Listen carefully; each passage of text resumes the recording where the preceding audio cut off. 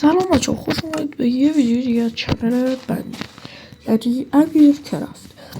خب بچه ها، امروز ما اومدیم با همون چالشی که گفتم بذاری هر لایک بذاری هر ساب یه خونه درست میکنم و لایک و بذاری هر کامنت اسم شخصم مینویسم رو خونه.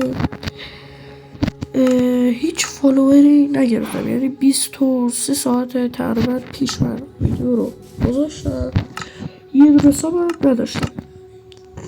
حالا اومدیم یه دونه برای خودمون درست کنیم، چون اون مپم هیچی شده.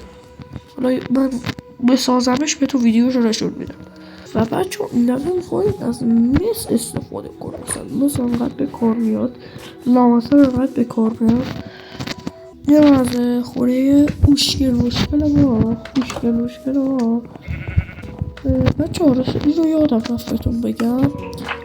بذاری هر لایک من یه دونه باغچه واسه اون فرد جلوش ببخشید من سر بخوردم، جلوی خونه اون فرد یه دونه باغچه درست میکنم. حالا این بر اون بر فکر میکنم دربارش.